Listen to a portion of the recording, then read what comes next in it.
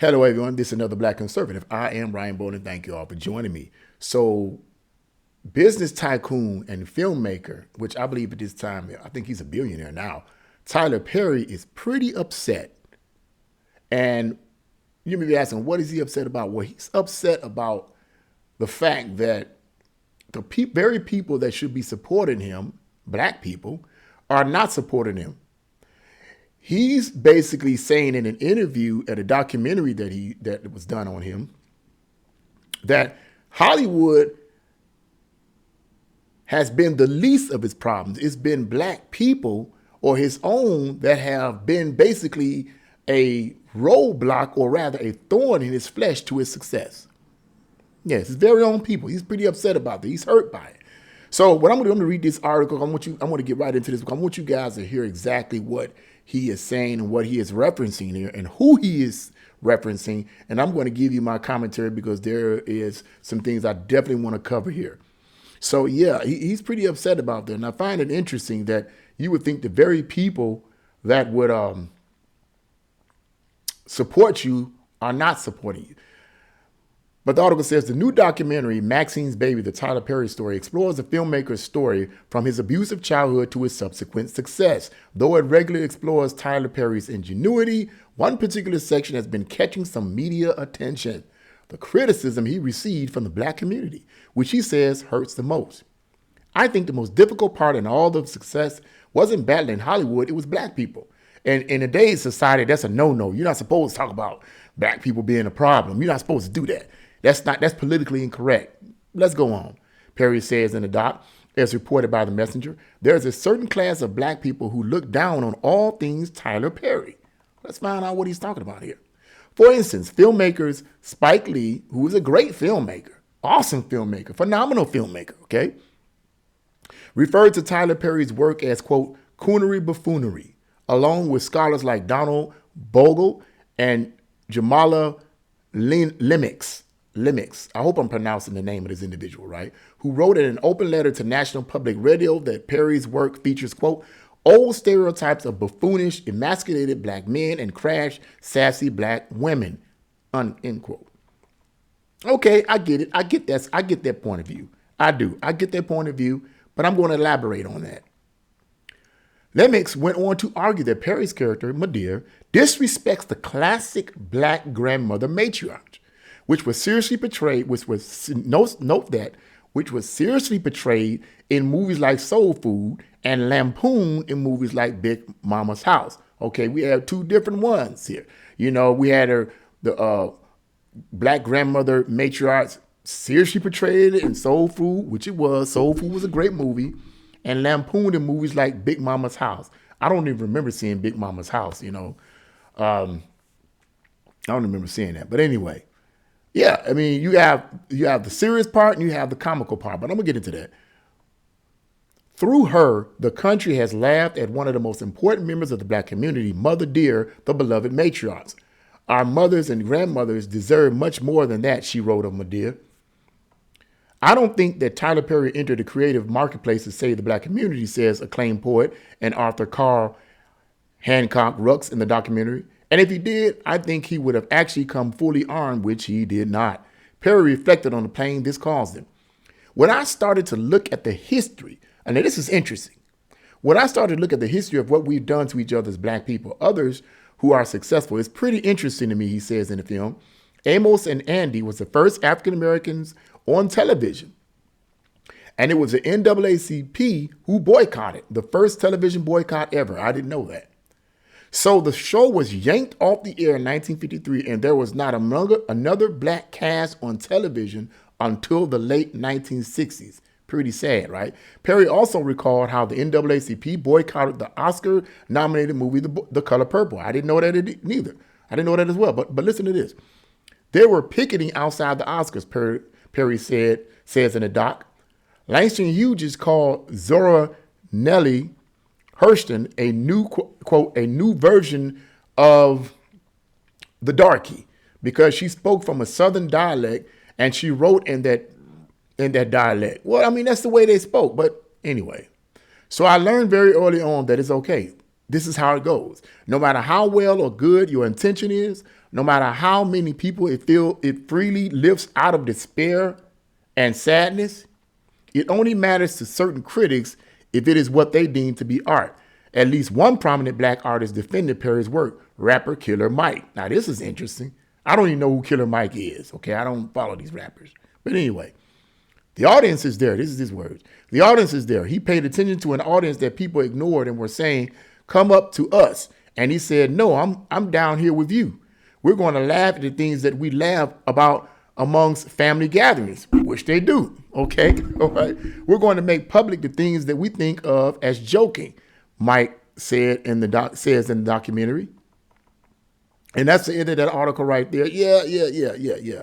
So he's pretty upset about that. And I can understand why he would be upset with that, because you would think that blacks would support you with such a thing. But let me just say this.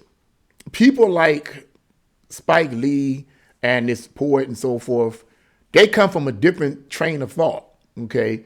In the early history of films, particularly in Hollywood, when it came down to making films that featured black people, okay, usually black people were seen as what Spike Lee was saying about Mother Dear, as buffoonish and cartoonish and not with any real intelligence, okay?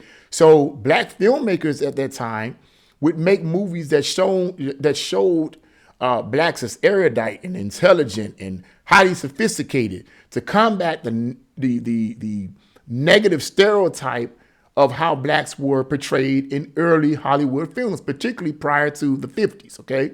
And it's true. It was true. It was true. There was racism in the films then, and I think there's still racism in Hollywood films, but I'm not going to get into that now. It's a different form of racism, but I'm not going to get into that now. But they came from a different train of thought, and I don't fault Spike Lee in this poet. I think, as I said earlier, I believe Spike Lee is one of the best filmmakers out there in terms of his ability to direct a movie, the acting, the cinematography, the direction. I mean, the man, his films are phenomenal. And anyone who have seen Spike Lee's movies, you know what I'm talking about. He's very, very talented. But I also think that worldview has limited him to the kind of movies that may have been available to him to make, because he thinks only in that realm. I'm going to only make movies. And in fact, I remember reading somewhere that he stated in an interview that he's not going to make any movies that do not have what he considers to be substance in reference to black people. If just merely entertainment, he doesn't want to make it, you know, which I find interesting because he made a movie earlier. I think it was one of his debut movies, She's Gotta Have It.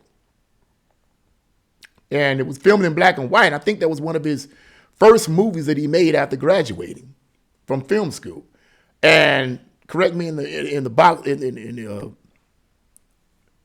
commentary section below, but if you watch the film, and I've watched the film, it's like, to me, that film was a betrayal of a lot of black women.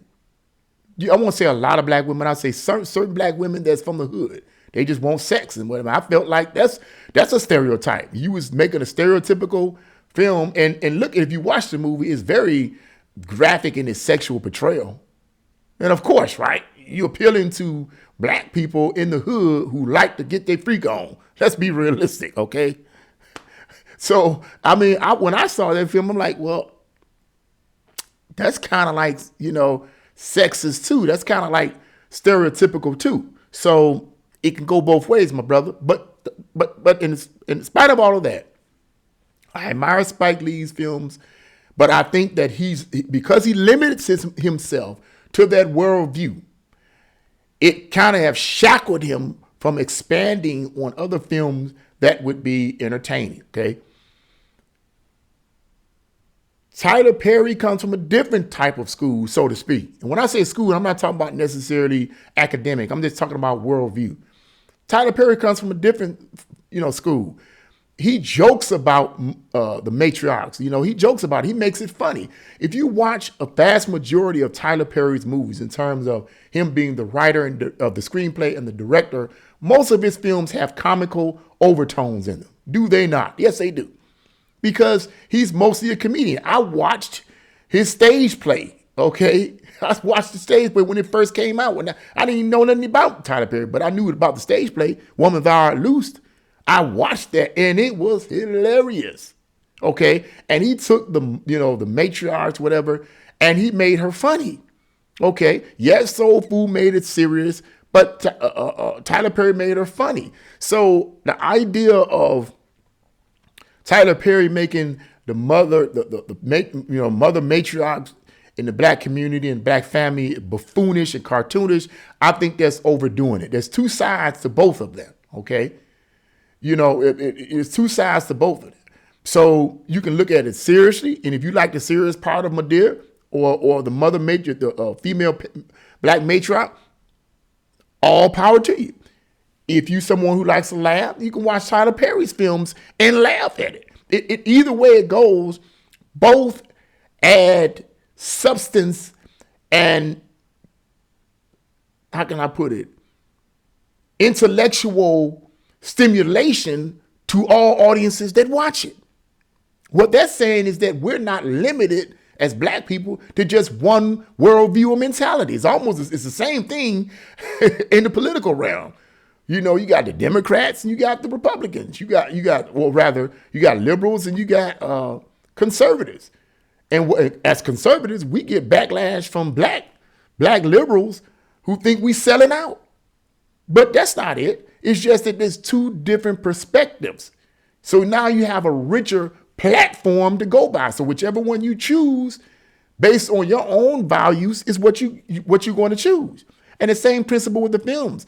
These films can be, these films are only a curse to those who make them a curse. If you come to films of Tyler Perry and you say, oh man, it's Madea and all this, it's just nothing but buffoonery, woo, woo, woo, woo, woo, woo, then maybe you shouldn't watch it. Maybe you should watch Soul Food because Madea is going to offend you, okay? So it goes both ways. But like Tyler Perry said, I was hurt. I was hurt. He basically saying that people in my own community, filmmakers, would come against me. And the situation with the NAACP protesting Amos and Andy, which was the first black, show at the time, because and I understand on that point, it portrayed gross stereotypical mannerisms of blacks. But what Tyler Perry was saying was when you guys protest that, which was the first opportunity for blacks to have jobs, or I won't say the first opportunity for blacks to have jobs, but to be mainstream, if you will, okay?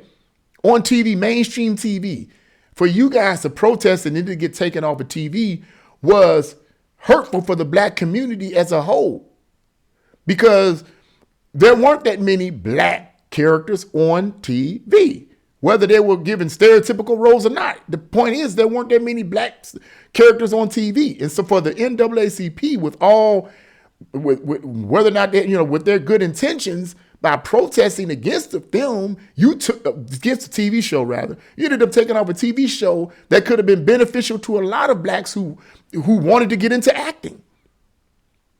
And as Tyler Perry was saying, another one of those shows didn't come back, didn't get on TV until what, mid to late 60s, he said.